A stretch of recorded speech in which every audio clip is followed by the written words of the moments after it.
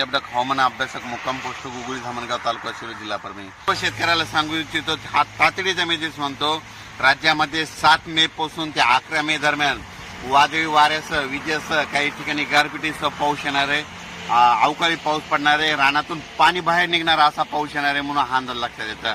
विभागाबाई बोलायचं झालं तर राज्यात सुरुवातीला आपण पूर्व विदर्भातून सुरुवात करू। राज्यामध्ये 7 ते 11 दरम्यान पूर्व विदर्भामध्ये खूप ठिकाणी शेतातून पाणी बाहेर निघाला असा पाऊस पडणार आहे, पडणार आहे, विजा असणार आहे, गारपीट देखील होणार आहे, वारा देखील असणार आहे, म्हणून स्वतःची काळजी घ्यावी।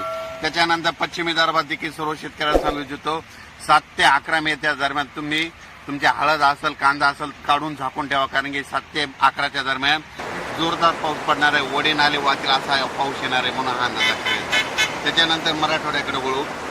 मराठवाड्यात देखील 7 ते 11 दरम्यान जोराचा पाऊस राहणार आहे, म्हणजे शेतातून पाणी बाहेर निघेल असा पाऊस राहणार आहे। ऊसावाल्यासाठी हा पाऊस चांगला राहणार आहे म्हणून हा अंदाज लक्षात घ्यायचा। आणि मराठवाड्यातले देखील सर्व शेतकऱ्यांनी ज्यांचा कांदा असेल, हळद असेल 7 तारखेच्या आत तुम्ही काढून झाकून ठेवा, साठवून ठेवा, कारण की खूप मोठा पाऊस असणार आहे म्हणून हे अंदाज लक्षात घ्यायचा। त्याच्यानंतर पश्चिम महाराष्ट्राकडे, पश्चिम महाराष्ट्रात देखील शेतकऱ्याचा कांदा देखील काढणं